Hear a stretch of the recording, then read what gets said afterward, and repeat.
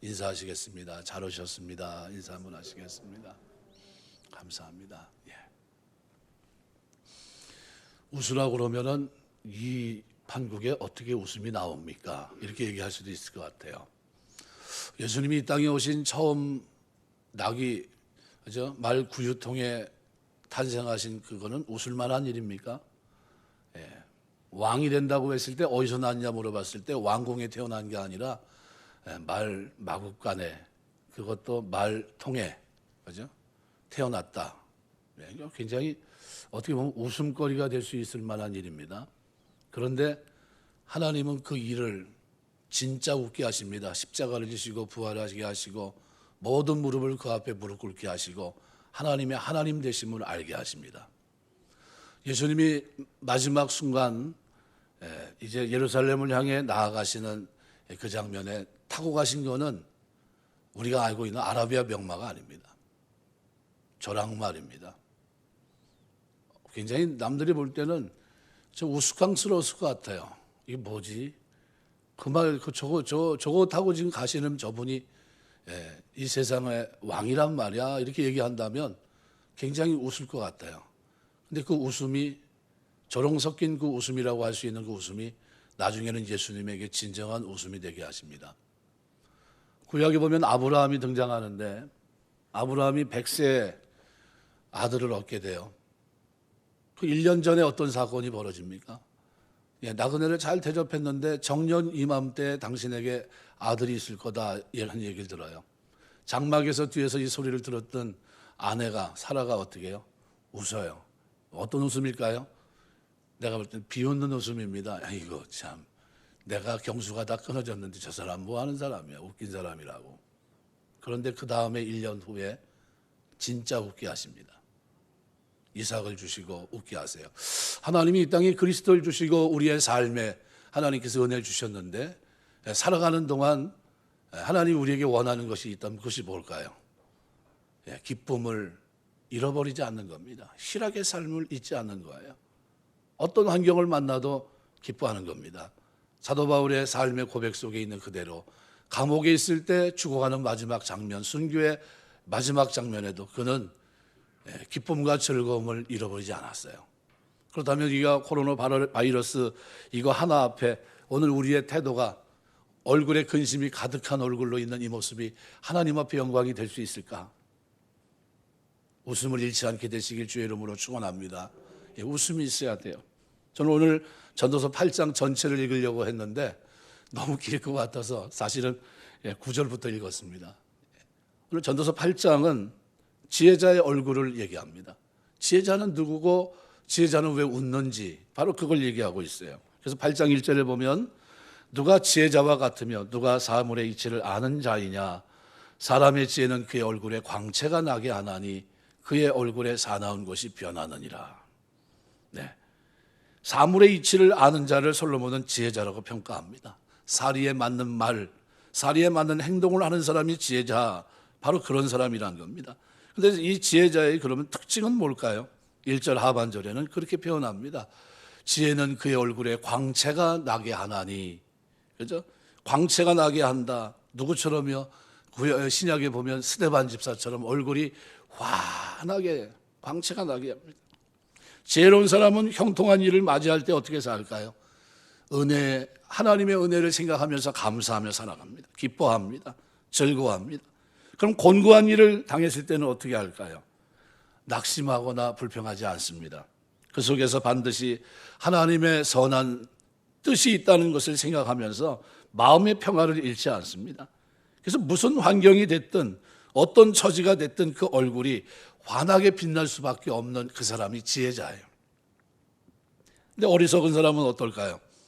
어리석은 사람은 얼굴이 자꾸 바뀝니다. 전도서 7장 9절 보시면 우매자의 특징 가운데 하나가 기록되어 있는데 마음이 급한 거예요. 쉽게 성급하게 노를 바랍니다. 그래서 우매한 사람들은 적은 일에도 쉽게 얼굴이 바뀌어요. 일그러집니다. 카톡을 하나 받았는데 우한 바이러스에 즈음에서 아주 웃을 만한 카톡이었습니다. 한 여자 사진이 왔어요. 멀쩡합니다. 그런데 기침을 한 3번 하고 났더니 얼굴이 완전히 일그러져 가지고 입이 막 이렇게 벌어져 있고 흉측한 모습으로 변한 모습을 이렇게 봤습니다. 기침 3번 했더니 얼굴이 확 바뀌었더라고요. 한 번 할 때마다 조금씩 틀어져요. 근데 3번 하고 나니까 완전히 틀어졌어요. 그래서 전혀 다른 얼굴이 나오더라고요. 근데 이상하게 그거하고 본문하고 맞는 것 같더라고요. 환경적으로 우리가 자꾸 기침하다 보면 어떻게 돼요? 얼굴이 일그러집니다. 그런데 오늘 본문은 그렇지 못해요. 그래서 어리석은 사람은 그렇지만 지혜로운 사람은 어때요? 그렇지 않습니다. 그래서 하나님께서는 우리 모두에게 은혜를 주시고 그래서 얼굴에 웃음이 즐거움이 사라지지 않게 되시길 주의 이름으로 축원합니다. 그래서 얼굴에 광채가 있어야 돼요. 은혜로운 광채. 사나운 표정 짓지 마시고, 그죠? 사나운 표정 짓지 마셔야 돼요. 근심, 걱정, 어두운 그늘이 여러분 얼굴에 다 사라지고 은혜 충만하고 덕스럽고 밝게 웃는 모습이 그리스도인의 얼굴의 모습이 되시길 주의 이름으로 축원합니다. 솔로몬은 2절 이하에서 지혜로운 사람이 사리에 맞게 처신하는 모습을 3가지로 설명해 주고 있어요. 첫 번째는 왕이 명령을 내릴 때 어떻게 처신해야 되는가. 왕이 정당한 명령을 내릴 때는 문제가 없어요. 그런데 왕이 불의한 명령, 옳지 못하고 그릇된 명령을 내릴 경우입니다. 그럴 때 신하로서 어떻게 처신하는 것이 지혜로운 길인가, 이거를 2절에서 9절까지 설명합니다. 그 다음에 두 번째는 모순된 현실을 바라보면서 어떤 태도를 취하고 처신하며 살아야 될 것인가, 그거를 또 설명해 줍니다. 이 땅에서 의롭게 사는 자가 잘 되고 악인들은 잘못되는 것, 이거는 뭐예요? 하나님이 정한 길 같아요. 그런데 현실은 어떻습니까? 그렇지 않아요. 거꾸로 될 때가 있어요. 악인은 이 땅에서 형통하고 부족한 게 하나도 없어요. 죽을 때도 편안하게 죽어요. 누가복음 16장에 기록되어 있는 부자가 천국에 갔는데 천국에 갔습니까? 못 갔죠. 근데 가서 보니까 누가 있어요? 내 상 밑에서 늘 부스러기를 먹던 나사로는 구렁이 높은 저거 옆에 아브라함의 품에 안겨 있고, 자기는 어떻습니까? 자기는 고통 중에 있어요. 진짜 천국이 있는지 없는지 몰랐는데 가서 보니까 있었습니다. 그때 얼굴이 일그러져요. 바뀝니다. 의롭게 사는 자가 잘 되고 악인들은 잘못되는 것이 마땅한데 현실은 어때요? 그렇지 않습니다. 의로운 사람이 고통을 당하고 악인은 오히려 형통합니다. 나중에서야 알아. 너무나 모순된 현실입니다. 이런 모순된 현실에서 지혜로운 사람은 어떻게 처신해야 되는가? 이 모순, 그때도 바로 태도를 10절에서 15절까지 설명하고 있습니다. 또 세 번째는 살다 보면 우리 머리로 이해가 되지 않는 일들이 많아요. 이때 어떻게 해야 되는가? 16절, 17절을 통해서 3가지 질문과 대답을 담아놓고 있습니다. 하나님의 섭리를 생각해야 된다는 게, 하나님의 모든 일을 우리가 이해할 수 없다는 겁니다. 따라서 이해할 수 없는 일을 당할 때 지혜로운 사람은 어떤 마음으로 살아야 되느냐, 이거를 오늘 본문에서 설명해 주고 있습니다. 저는 이 본문을 대하면서 나한테 꼭 필요한 말씀을 하나님 주셨다 생각이 들어요. 그래서 이 말씀을 묵상하고 또 묵상하고 저를 일깨우면서 나 참 넌 복 있는 놈이다. 저 스스로 저한테 그렇게 얘기했어요. 그걸 참 내 인생을 어떻게 하나님이 이렇게 잘 표현해 주고 계실까. 말씀을 대하면서 그렇게 느꼈습니다. 여러분도 이 말씀을 대하시면서 하나님 앞에 한 걸음 더 나아가시고 또 하나님 앞에서 기쁨을 회복하게 되시길 주의 이름으로 축원합니다. 먼저 왕의 명령 앞에서, 당시 솔로몬 당시의 왕은 요즘 우리 대통령 같이 탄핵을 하자 말자 이런 얘기가 오갔던 시대가 아닙니다. 절대 권력이에요. 생사여탈권을 가지고 있던 때입니다. 신하가 왕의 명령을 지키는 것은 마땅한 원리입니다. 왜 그렇습니까? 2절에 보면 하나님 앞에 맹세했기 때문에 그래요. 그래서 2절 보면 이렇게 표현합니다. 내가 권하노라, 왕의 명령을 지키라. 이미 하나님을 가리켜 맹세하였습니다. 하나님 앞에 맹세했어요. 그러면 그 앞에 어떻게 해요? 굴복해야 됩니다. 옛날 이스라엘에는 기름 부어 왕으로 세움을 받기 앞서서 왕과 백성 사이에 언약을 맺습니다. 그때 백성들은 하나님 앞에서 왕에게 충성을 따르겠다고 맹세합니다. 왕의 통치에 복종하겠다고 맹세했으면 마땅히 신하는 왕의 명령을 지켜야 됩니다. 그러므로 왕의 명령을 거역하는 것은 하나님을 가리켜 맹세한 것을 어기는 것이 되는 겁니다.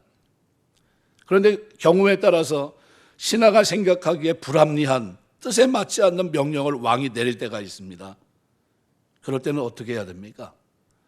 그래서 3절 상관절에 보면 그때는 왕 앞에 물러가기를 급하게 하지 말며, 왕의 권위를 무시해서는 안 된다, 이런 뜻입니다. 3절 중반절에는 악한 것을 일삼지 말라. 그러니까 왕이 싫어하거나 왕에게 해가 되는 것을 꾀하지 말아라, 이런 뜻입니다. 그래서 주석가 가운데 몇 사람 가운데 어떤 한 분은 그렇게까지 얘기합니다. 반역을 꾀하지 말아라, 이렇게 표현하신 분도 있습니다. 왜 그런 짓을 하면 안 되는가? 3절 하반절에서 4절은 이렇게 표현합니다. 왕은 자기가 하고자 하는 것을 다 행함이니라. 왕의 말은 권능이 있나니 누가 그에게 이르기를 왕께서 무엇을 하시나이까 할 수 있으랴. 왕에게 뭐가 주어져 있습니까? 절대 권한이, 권력이 주어져 있기 때문이라는 겁니다. 구약에 보면 솔로몬이 왕이 되는데 우여곡절이 있었습니다. 이복 형제 가운데 아도니아라는 그 이복 형제가 자기가 왕이 되려고 그랬어요. 사실 솔로몬 입장에서는 기분 나쁘죠. 이제 왕이 되려고 했었구나 했는데, 그런데 나중에 이제 솔로몬이 그 사실을 알고 부릅니다. 호출해서 뭐라고 얘기하면, 네가 선하게 살면 너의 머리카락 하나도 상치 않을 것이다. 그러나 만일 내 속에 악한 것이 보이면 살아남지 못할 것이다. 이미 자기는 어때요? 이제 웬만한 이제 후광을 얻고 이제 왕이 될 이제 처지에 놓였는데, 그런데 이 아도니아가 제단의 뿔을 잡고 간신히 살았던 겁니다. 제단의 뿔을 잡고 살았으니까 그때는 제단의 뿔을 받으면 어떤 죄인이 됐든 간에 죽일 수 없었어요. 그리고 살려준 겁니다. 쉽게 말하면. 하지만 엉뚱한 짓 하지 말아라. 이게 뭡니까? 왕이 될 사람이 얘기를 한 거예요. 그러면 들어야 되는데, 이 아도니아가 솔로몬의 어머니 바세바를 찾아가서 말합니다. 다윗 왕을 모시던 수넴 여자 아비삭을 자기 아내로 달라는 거예요. 그러면 촌수가 어떻게 됩니까? 촌수가 바뀌죠. 그죠? 바뀔 수 있겠죠. 그러니까 선왕의 여자를 자기 아내로 삼는 것은 왕이 계승 전에는 할 수 없는 일입니다. 솔로몬은 그 의도를 파악한 거예요. 지혜로우니까. 이 사람이 이 의도가 뭘까? 자기가 왕이 되려고 하는 뜻을 굽히지 않은 겁니다. 그러니까 솔로몬은 아도니아가 왕에 대한 미련이 있다는 것을 알게 되니까 어떻게 했을까요? 그를 죽입니다. 왜요? 잘못했으니까. 그러니까 이 지혜로운 사람은 안전합니다. 화를 당하지 않습니다. 그래서 5절 상반절에 보시면은 명령을 지킨 자는 불행을 알지 못하리라. 그러면 신하가 생각할 때 도저히 왕의 명령을 이해할 수 없을 경우는 어떻게 해야 됩니까? 거기에는 지혜로운 행동이 필요하다는 거예요. 그래서 5절 하반절에 이렇게 말합니다. 지혜자의 마음은 시기와 판단을 분별하나니, 이렇게 얘기합니다. 이 시기와 판단을 분별한다는 것은 이런 얘기입니다. 다니엘 세 친구가 다니엘서 1장에 보시면은 아주 처음서부터 시종일관 똑같은 태도를 취합니다. 이제 그나마 나라 망하고 포로로 잡혀가서 그나마 이 사람들은 앞으로 출세길이 열리게 된 거예요. 왕이 그들을 선택해서 그 민족을 다스리기 위한 그러한 사람들로 그들을 세우려고 3년간 훈련을 이제 계획했던 겁니다. 왕이 먹는 진미와 포도주를 먹게 한 거는 말 그대로 어떻게 해요? 아주 특별한 배려입니다. 이걸 먹으면서 훈련을 받게 했던 겁니다. 근데 이들은 왕이 주는 진미 포도주는 이건 하나님 앞에 죄예요. 자기 몸을 더럽히는 것입니다. 이거 원하지 않았어요. 그렇다고 해서 공개적으로 거부하면 왕명에 거스리는 것이 되고 목숨이 위태롭게 됩니다. 지혜로운 다니엘과 세 친구는 이때 어떻게 해요? 자기를 감독하는 자를 찾아가서 열흘 동안 시험해보고 그 결과에 따라 감독자의 좋을 대로 처분하라고 얘기합니다. 그들이 먹은 것은 뭡니까? 채식과 물이 전부였어요. 결과는 하나님께서 이들에게 은혜를 베푸셨기 때문에 그들의 얼굴이 놀랍게도 더 좋았습니다. 이와 같이 지혜로운 사람은 적절한 시기에 적절한 행동을 한다는 거예요. 그러므로 화를 당할 필요가 없습니다. 그러나 어리석은 사람은 그렇지 못해요. 그래서 6절 보시면 무슨 일에든지 때와 판단이 있으므로 사람에게 임하는 화가 심함이니라. 어리석은 사람은 시기와 판단을 분별하지 못하고 무리하게 무고하게 행동하기 때문에 화를 당할 수밖에 없다는 거예요. 7절에 보면 이렇게 말합니다. 사람이 장래일을 알지 못하나니 장래일을 가르칠 자가 누구이랴. 이 어리석은 사람은 자기 장래 당하게 될 화가 얼마나 극심할지 깨닫지 못한다는 거예요. 그러니까 행동을 어떻게 할까요? 계산하지 않고 움직여요. 뭐 어떻게 되겠지 뭐 그때 가서 생각하지 뭐 이런 겁니다. 예를 들면 다윗 임금이 압살롬 자기 아들의 반역으로 도망 다닙니다. 그러다가 막 도망가는데 얼마나 급했으면 맨발로 도망갔습니까? 그때 시므이라고 하는 사람이 티끌을 날리면서 막 욕을 하고 저주를 하고 난리가 났습니다. 그 말 듣기 싫었던 요압이 어떻게 뭐라고 얘기합니까? 가서 제가 쳐 죽일까요? 아니 내비둬라. 하나님이 저렇게 하게 한 거니까 그냥 가만히 있어라. 놔뒀어요. 근데 이 압살롬의 반역이 무마가 되고 다시 정상 이제 다 돌아갔습니다.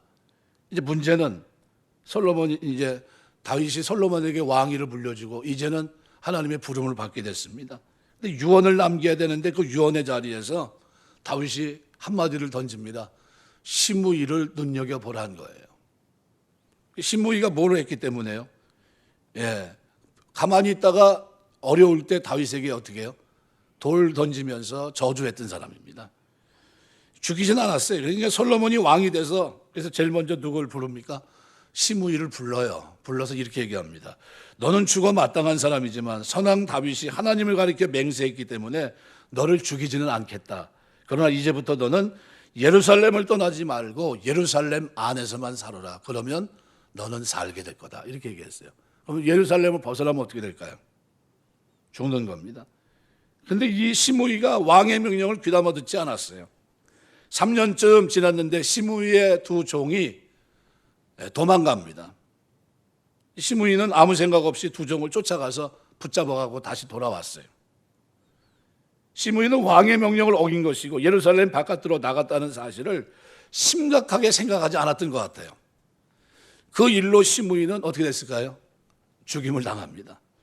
이와 같이 어리석은 사람은 자기가 장차 당할 화가 얼마나 심각한지를 알지 못한다는 거예요.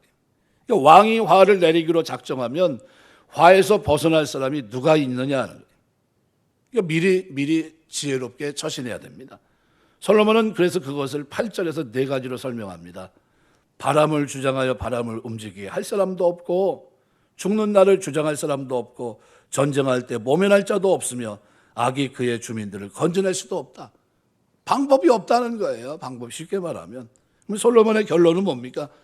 바로 9절 말씀이에요. 그래서 이렇게 말합니다. 내가 이 모든 것을 보고 해 아래서 행하는 모든 일을 마음에 두고 살핀즉 사람이 사람을 주장하여 해롭게 하는 때가 있도다. 사람이 사람을 주장하여 해롭게 하는 일이 그때가 있다는 거예요. 이 땅에서는 사람이 사람을 주장할 수 있습니다.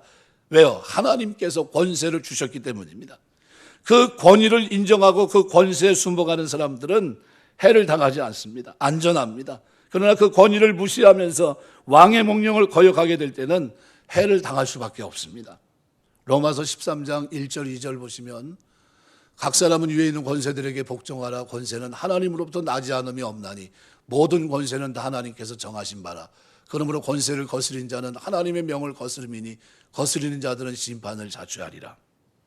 위에 있는 권세는 다 하나님이 주신 겁니다. 그러므로 우리는 마땅히 권세를 인정하고 권세에 순복해야 됩니다. 권세를 거스리는 자는 하나님의 명령을 거역하는 것이고 하나님이 심판하실 겁니다. 나라의 지도자도 권세고 교회의 지도자도 권세고 가정의 어른도 권세, 부모의 권위 다 권세입니다. 권위를 인정하고 어른을 잘 섬겨야 됩니다. 그것이 지혜로운 길이라는 거예요. 우리 마음의 평화를 누릴 수 있는 길이고 우리 얼굴에 광채가 나게 하는 길이라는 거예요. 임금 앞에서, 그죠? 왕 앞에서 지혜자는 어떻게 살아야 되느냐? 바로 그거를 왕의 명령 앞에서 바로 그 얘기를 하고 있는 겁니다. 두 번째는 모순된 현실을 얘기하고 있습니다. 참 세상에는 모순된 게 참 많아요. 모순이라는 말이 초나라 때 나온 말입니다. 초나라 때 전쟁이 전국 시대가 돼서 어느 나라가 말 그대로 제패할지 모르잖아요. 시장에서 어떤 사람이 장사를 하는데 뭘 장사했습니까? 방패를 그리고 창을 무기가 될 만한 거를 이제 장사한 것 같아요. 한참 창에 대해서 얘기합니다. 이 창으로 말할 것 같으면 못 뚫을 것이 하나도 없는 창이로 아마 갖다 놓는 건 뭐든지 뚫을 수 있는 창입니다. 그러면서 얼마입니다 얘기하고 있고 그 옆에 자기 방패를 또 설명합니다. 이 방패로 말할 것 같으면 어떤 창이 와도 뚫지 못하는 방패로 그러면서 얘기를 합니다. 그러니까 옆에서 가만히 듣고 있다 보니까 뭐예요? 저기 있는 저 창과 저 방패가 둘이 한번 만나면 어떻게 될까? 그거 한번 찔러보라고 그런 겁니다. 그걸 모순이라고 합니다. 말이 안 된다는 거죠. 말이 안 돼. 절대로 못 뚫는 것도 없고 절대로 뚫리지 않는 방패가 있다. 그게 창모, 그죠? 방패순, 그래서 모순입니다. 이 모순된 현실 앞에서 어떻게 살 것이냐 이 얘기입니다. 이 솔로몬의 결론은 15절이에요. 이에 내가 시락을 찬양하노니 이는 사람이 먹고 마시고 즐거워하는 것보다 더 나은 것이 해아래는 없습니다. 하나님이 사람을 해아래서 살게 하신 날 동안 수고하는 일 중에 그러한 일이 그와 함께 있을 것이다. 기쁠히 즐길 낙입니다. 기쁘고 즐겁게 사는 것. 이게 얼굴의 빛을 잃어버리지 않는 겁니다. 이는 사람이 먹고 마시고 즐거워하는 것보다 해아래서 나은 것이 없습니다. 그래서 9절, 10절서부터 보면 악인들이 쭉 나갑니다. 악한 일에 관한 징벌이 속히 실행되지 않으니까 인생의 악을 행하는데 마음이 담대해요. 그래서 12절에 보면 죄인은 100번이나 악을 행하고도 장수하거니와. 그죠? 그런데 인생은 어때요? 12절. 내가 아노니 하나님을 경외하며 그를 경외하는 자들은 잘 될 것이라. 이게 보편적인 원칙입니다.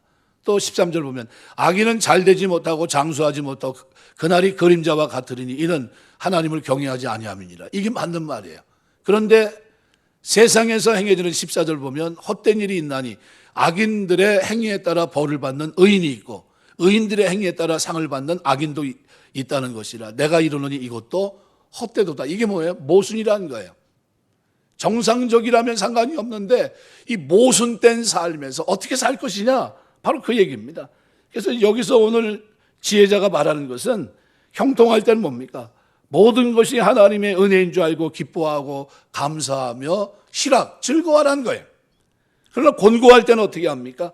그 가운데도 반드시 하나님의 선하신 뜻이 있음을 생각하고 마음의 기쁨과 평안, 희락을 빼앗기지 말라는 거예요. 사도 바울이 감옥에 갇혔어요. 실컷 매를 맞고 갇혔습니다. 빌립보 그저 교회가 탄생하기 전에 한번 그 행동을 한번 들여다보십시오. 얼마나 절망적입니까? 그런데 바울의 입에서 뭐가 나와요? 찬송이 터져 나와요.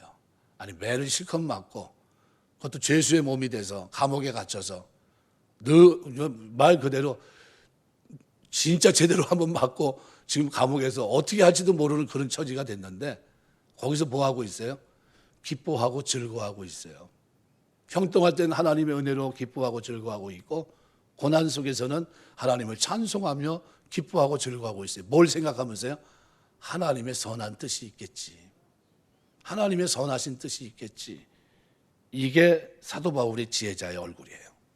그래서 그는 감옥 속에서도 잠시 뒤 처형의 자리에서도 그는 기뻐하고 즐거워합니다. 왜요? 이 땅에서의 삶보다 천국에서 하나님과 더불어 사는 삶을 자기는 더 원했다. 근데 드디어 그 일이 나에게 이루어지니 얼마나 기쁘냐는 거예요. 그래서 15절 말씀에는 그렇게 얘기합니다. 하반절에 하나님이 사람을 해 아래서 살게 하는 날 동안 수고하는 일 중에 그러한 일이 그와 함께 있을 것이니라. 우리가 생애가 얼마가 되든 간에 우리가 수고하는 중에 그러한 일, 곧 희락이 항상 함께 있어야 돼요. 이 곤고한 중에도 얼굴이 바뀌지 말아야 돼요. 즐거운 얼굴로. 주로 사람이 얼굴이 표정이 바뀌지 않는 사람들을 뭐라고 얘기합니까? 포커페이스라고 그럽니다. 포커페이스라는 말은 이런 말이에요. 자기가 좋은 패를 들고 있는데 그런데도 표정이 똑같아요. 나쁜 패를 들고 있는데도 표정이 똑같아요. 아주 쉽게 말하면 고요하다는 겁니다. 아무 표정이 없어요. 이런 표정은 하나님 앞에 올바른 표정이 아닙니다. 오늘 성경이 말하는 표정이 뭡니까? 이 포커페이스 같은 페이스인데 어떤 페이스예요? 기뻐하는 실학의 페이스예요. 이것이 그리스도인입니다. 고난의 자리에서도 하나님의 선함이 뜻이 있겠지 하면서 얼굴에 뭐가 있어요? 기쁨이, 즐거움이 있는 겁니다. 그리고 형통할 때도 뭐가 있어요? 예, 기쁨이, 즐거움이. 시종일관 똑같아요. 항상 기뻐하라, 쉬지 말고 기도하라, 범사에 감사하라. 이는 그리스도 예수 안에서 너희를 향하신 하나님의 뜻이다. 이 뜻을 이루며 사는 사람들, 이거를 오늘 본문에서는 뭐라고 표현합니까? 지혜자, 이렇게 표현합니다. 지혜자로 살게 되시길 주의 이름으로 축원합니다. 그럼 솔로몬의 이 의도는 뭡니까? 인생의 참된 실학은 외적인 것, 환경에 따라 좌우되는 것이 아니라는 말을 하고 싶었던 거예요. 솔로몬처럼 세상의 부귀영화를 다 누린 사람이 누가 있습니까?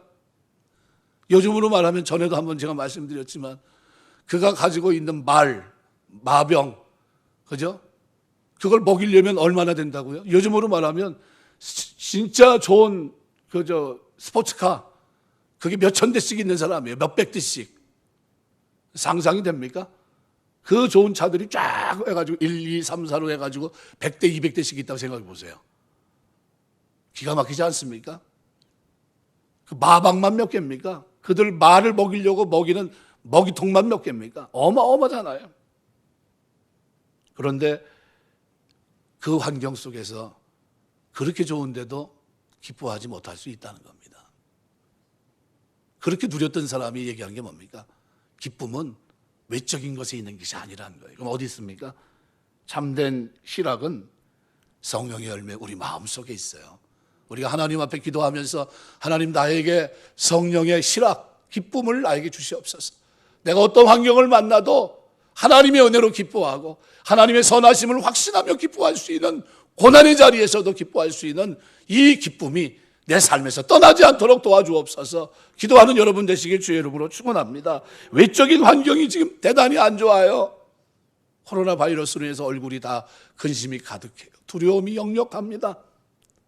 그 숨 한번 잘못 쉬면 어떻게 될까 싶어서 마스크 안 쓰는 사람이 하나도 없고 저는 미국의 김현동 목사님이 마스크를 그냥 또 보내줬어요. 한 번도 쓰고 다니지 않아요. 필요한 사람이면 얘기하세요. 저 마스크를 안 써요. 우리 집사람이 왜 마스크를 안 쓰냐 그래서 아니 하나님이 그 사명을 주셨는데 데려가겠냐고. 걱정하지 마시라고 내가. 네. 필요한 대로 하나님 쓰실 거라고. 그렇게 믿고 있어요. 네. 그리고 저는 마스크 안 써요. 그래서 하도 안 쓰니까 주머니에 넣어가지고 주머니에 있어요. 이거 어디 가면 어디 혹시 관공서나 어디 가게 되면 그 사람들한테 민폐니까 끼고 있으라고. 잘못하면 몰매 맞으니까. 그래서 지금 여기다 이렇게 하도 넣고 다녀가지고 그걸 쭈그러져 있어요. 주머니 그냥 넣고만 다니는 거예요. 그냥 쓰고 다녀야 되는데 우리 애들이 왜 안 쓰냐고 그래서 아니 나는 별로 쓰고 싶은 생각 별로 없다고. 하나님이 사명 주셨는데 데려가겠냐고. 네, 그렇게 믿어요. 하나님이 우리에게 은혜를 주시기 바랍니다. 은혜를 베풀어 주시면 먹든지 마시든지 무엇을 하든지 우리가 즐거워할 수 있어요. 기뻐할 수 있습니다. 그런데 고난의 자리에서 이해가 되지 않는 환경 속에서 그때도 하나님이 여러분 마음을 지켜주시길 주의 이름으로 축원합니다. 권고한 자 하나님 선한 뜻이 있겠지. 그러면서 어떻게 해요? 예, 마음에 이 얼굴이 바뀌지 말아야 돼요. 마지막으로 이해할 수 없는 일 앞에서 솔로몬은 마음을 다해 깊이 탐구했는데 결론은 16절 17절에 보니까 세 가지예요. 내가 마음을 다하여 지혜를 알고자 하여 또 세상에서 행해지는 일을 보았는데 밤낮으로 자지 못하는 자도 있도다. 또 내가 하나님의 모든 행사를 살펴보니 이 세 가지예요. 그랬더니 그걸 거꾸로 하나씩 대답해 갑니다. 해 아래서 행해지는 일은 사람이 능히 알아낼 수 없도다. 그 다음에 두 번째는 뭡니까? 사람이 아무리 애써 알아보려고 할지라도 능히 알지 못하나니. 마지막 첫 번째 대답입니다. 비록 지혜자가 아노라 할지라도 능히 알아내지 못하리로다.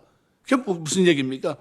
모르는 게 능히 알 수 없다. 세 번이나 강조한 내용이 뭡니까? 사람은 하나님이 하시는 일을 깨달을 수조차 없다는 거예요. 솔로몬이 말하고자 하는 바가 뭡니까? 인간은 그만큼 무지하다는 겁니다. 인간은 한계가 있다는 겁니다. 인간은 타락하기 때문에 스스로 힘으로는 인생의 어려운 문제를 해결할 수가 없습니다. 인간은 무지하기 때문에, 한계가 있기 때문에 절대로 하나님을 의지해야 된다는 겁니다. 하나님 말씀대로 살아야 된다는 겁니다. 하나님 말씀하신 대로 순종하며 살면 문제가 없다는 거예요. 말씀만 대로 살지 않고 인간이 얕은 깨를 부리고 얕은 수작을 부리고 그렇게 살기 때문에 문제가 어려워진다는 겁니다. 하나님께서 말씀하신 대로 따르고 살면 우리 인생은 아무런 문제 없이 행복하게 살게 되는 줄 믿습니다. 기쁨을 회복하며 살아야 돼요. 평생을 살아도 다윗이 기도한 기도대로 주께서 내 날들, 인생의 날들, 그죠? 내 날들이 주의 계수함 속에 들어가는 날이 되게 해달라고 계획했어요. 하나님이 계수할 수 있는 날들. 말씀 맺겠습니다. 레오나르도 다빈치 최후의 만찬, 아마 모르는 사람이 없고 어떤 집에 가면 아주 멋있게 이걸 그려놓은 집도 있어요. 찍어놓고 그걸 참 어떻게 그렇게 그걸 만들었는지 모르겠어요. 이게 실로 이렇게 뜬다고 그러죠. 예, 그걸 해가지고 만들어놨는데 성화인데 이야 진짜 멋있어요. 저 가져가세요. 그러면 얼른 가져가고 싶더라고요. 진짜 멋있어요. 탐이 날 만한. 그런데 여기에 숨겨진 일화가 있습니다. 1491년 새로 지어질 수도원 벽화를 그리는 화가를 찾다가 로마 교황청이 당시 이탈리아에서 명성이 높던 화가 레오나르도 다빈치를 이제 찾게 됩니다. 예수님의 제자들과의 마지막 만찬 광경을 벽화로 그려줄 것을 부탁을 하게 돼요. 이 부탁을 받아들은 다빈치가 모델로 쓰일 사람을 엄선하기 시작합니다. 한 1년 동안 열심히 모델을 찾아다녀요. 그리고 1492년 제일 먼저 누구를 발탁하냐면 예수님 모델을 선택합니다. 19세 약관의 나이에 젊은이를 모델로 선택해서 본격적인 작업에 착수하게 됩니다. 그 후 한 6년간 예수님의 11제자와 그림을 이제 거의 마무리하게 됩니다. 그런데 마지막 활용정점처럼 점을 찍어야 되는데 그 점을 찍어야 될 사람이 누구냐면 바로 가룟 유다의 모델이에요. 가룟 유다를 거기다 집어넣어야 되는데 이 가룟 유다 이 모델을 찾아다니는 겁니다. 이 소식을 들은 로마 시장이 다빈치에게 이렇게 얘기합니다. 로마 감옥에 가면 지하 감옥에 사형을 기다리고 있는 수백 명의 죄수들이 있는데 그곳에서 한번 모델을 찾아보시죠. 이 제안을 받아들인 이 다빈치가 그 제안을 그럼 가보겠습니다. 갔어요. 다빈치는 감옥에서 한 죄수를 선택하게 됐습니다. 1500년 전 유다의 모습을 완성하게 돼요. 그 죄수를 불러다 놓고 이제 누굴 그린 겁니까? 가룟 유다를 그렸어요. 그리고 이제 다 끝났습니다. 모델을 향해서 이제 감옥으로 돌아가도 좋다 이렇게 통보를 합니다. 그런데 그 살인범이 떠나기 전에 다빈치 앞에 무릎을 탁 꿇더니 다빈치에게 저를 모르시겠습니까? 라고 이렇게 물어봐요. 질문을 던지는 겁니다. 이게 무슨 말인가? 내가 당신 같은 사람을 어떻게 알겠냐고. 당신 같은 사람은 내 인생에서 만난 적이 없습니다. 이렇게 대답을 해요. 그런데 다빈치에게 젊은이가 완성된 최후의 만찬을 가리키면서 저기 저 그림 속에 그려진 예수의 모델이 바로 6년 전 바로 나였습니다. 라고 얘기합니다. 그래서 최후의 만찬에 그려져 있는 사람들은 11명이, 그죠? 누가 한 사람이 1인 2역을 한 겁니다. 사람은 그 내면이 어떠하냐에 따라서 얼굴도 달라져요. 우리나라 속담에 사람은 평생 얼굴이 10번 변한다고 그랬어요. 지금까지 어떤 얼굴이었는지 모르지만 예수 믿고 구원받고 희락이 여러분의 얼굴을 바꿔놓게 되시길 주의 이름으로 축원합니다. 계속 바뀌셔야 돼요. 언제까지요? 주님 앞에 설 때까지 웃는 얼굴로 쓰셔야 돼요. 제가 처음에 그래서 저 서두에 그 말씀을 드렸어요. 예수님은 참 해악이 풍부하신 분이라고. 왕이신 그분이, 만왕의 왕이신 그분이 말 구유통에 태어나셨고 마지막 십자가지로 올라가시는 그 순간에는 저랑말을 타고 올라가세요. 그런데 진정한 웃음을 웃는 승자로서의 삶을 살아가십니다. 하나님 우리가 웃는 웃음이 진정한 웃음이 될 수 있도록 붙들어 주실 줄 믿습니다. 우리가 살아가는 동안 우리는 하나님의 선함을 믿어야 돼요. 그 하나님의 선함을 확신한다면 고난의 자리에서 바이러스가 창궐한 이 순간에도 우리 얼굴에서 두려움이 사라져야 될 줄 믿습니다. 여러분 얼굴에 근심이 사라지시길 주의 이름으로 축원합니다. 하나님, 내가 그리스도를 만난 이후 제 얼굴에서 어떤 환경도 저를 바꿔놓지 못합니다. 저는 늘 기쁩니다. 성령 열매인 실학이 제 삶을 주관하고 있고 저는 그것으로 만족하고 저는 그렇게 살아갑니다. 이것이 오늘 우리 그리스도인의 삶이 되어야 됩니다. 하나님이 여러분에게 지혜를 후히 주시기 바랍니다. 지혜는 그 얼굴을 통해 광채가 납니다. 하나님이 주신 권위를 우리가 무시하지 말아야 돼요. 권위를 주신 자들을 공경하고 권위에 순복하고 권위를 인정해 줘야 됩니다.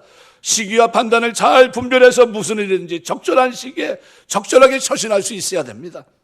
의인의 고난당하는 것을 이상하게 생각하지 말아야 됩니다. 영혼을 바라볼 때 이 세상의 삶은 잠깐입니다. 얼마든지 포기할 수 있어요.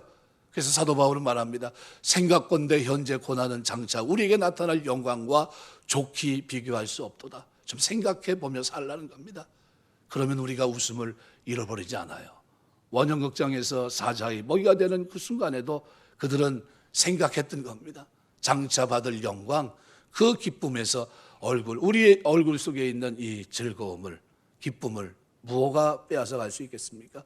로마서 8장을 대할 때마다 사도 바울이 얼마나 감격했을까? 저는 그 생각을 늘 합니다. 여러분, 우리에게 이 감격이 있길 주의 이름으로 축원합니다. 내 얼굴에 이 기쁨과 즐거움을 빼앗을 환경은 아무것도 없다. 이것이 오늘 저와 여러분의 믿음과 삶이 되시기를 주의 이름으로 축원합니다. 기도하겠습니다.